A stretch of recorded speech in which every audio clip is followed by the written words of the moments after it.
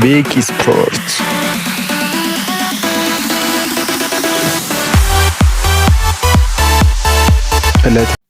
ውድ የቤኪ ስፖርት ቻናል ቤተሰቦች የዕለቱን አጫጭር ስፖርታዊ መረጃዎች ይዘን ወደ እናንተ መጥተናል።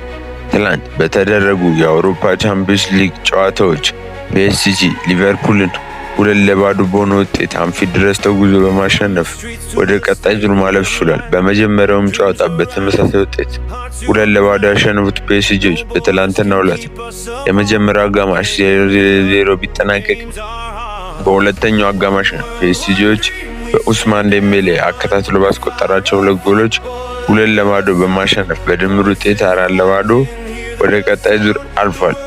በቀጣይ ዙርም ከባየር ሙኒክና ሪያል ማድሪድ አሸናፊ ፒኤስጂን የሚገጥም ሲሆን ይህም ጨዋታ እጅግ ተጠባቂ አድርጎታል።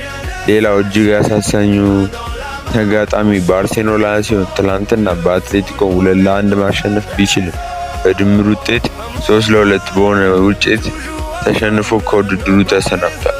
ትላንትና ባርሴሎና ገና በተጀመረ በአራተኛው ደቂቃ ላሚን ያማል አስቆጥሮ መሪ አድርጎ ቢሆንም ጨዋታውን ፈርስት ሃፍ 2-1 በሆነ ውጤት ተጠናቋል። ልክ ሰከንድ ሃፍ እንደተጀመረ ዋን ጋርሺያ በቀይ ካርድ ከሜዳ መውጣቱን ተከትሎ ባርሴሎና በጎዶሎ የተጫወተ ሲሆን ያለ ግብ ሲጠናቀቅ 2-1 ጨዋታ በማለቁ 3-2 በሆነ ውጤት አትሌቲኮ ማድሪድ ማለፍ ችሏል።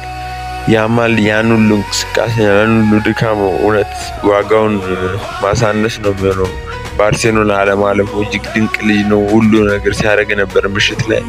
ሆኖም ግን አትሌቲኮ ማድሪዶች ወደ ቀጣይ ዙር አልፏል። በቀጣይ ዙርም የስፖርቲንግ ሊዝበንና የአርሰናልን አሸናፊ የሚያገኙ ይሆናል። ውድ የቻናላችን ቤተሰቦች የምንሰራ ፕሮግራም ከተመቻችሁ ሰብስክራይብ ማድረግ እንዳይረሳ። አስተያየት ኮሜንት ላይ ጻፉልን። ወደ ሌላ ስናልፍ የበርንማውዝ አሰልጣኝ አንድሬ ኢራኦላ በክረምቱ የዝውውር መስኮት በነፃ እንደሚለቁና ትልቅ ክለብ የማሰልጠንና አዲስ ቻሌንጅ መቀላቀል እንደሚፈልጉ ሲነገር፣ ማንቸስተር ዩናይትዶች ማይክል ካሪክን በቀዳሚ እጩዎች ውስጥ ቢይዙ ከሱ በተጨማሪም ዩሊያን ናግልስማን የጀርመን ብሔራዊ ቡድን አሰልጣኝ የሆነው እሱን ለመቅጠር ከፍተኛ ፍላጎት ያላቸው ሲሆን ከሱም በተጨማሪ አሁን የበርንማውዝ አሰልጣኝ ኢላማቸው ውስጥ እንደገባና እሱን መከታተል እንደጀመሩ ሲነገር፣ ነገር ግን እስካሁን ከአሰልጣኙ ጋር ምንም አይነት ንግግር ያላደረጉ ሲሆን አሰልጣኙ ግን ማንቸስተር ዩናይትድ የሚያቀርብለት ጥያቄ ካለ ለመቀበል ዝግጁ እንደሆነ ተነግሯል። እና ማንቸስተር ዩናይትድ የውድድር ዓመቱ ሲያልቅ የትኛው አሰልጣኝ ይዘዋል የሚለው ነገር ከናጋውኑ እጅግ አጓጊ ሆኗል። ሌላው ዛሬ የአውሮፓ ቻምፒየንስ ሊግ ጨዋታዎች ቀጥለው ሲካሄዱ ምሽት 4 ሰዓት ላይ 2 ጨዋታዎች ሲካሄዱ አርሰናል ስፖርቲንግ ሊዝበንን በሜዳውና በደጋፊው ፊት ምሽት 4 ሰዓት ላይ ጋብዟል።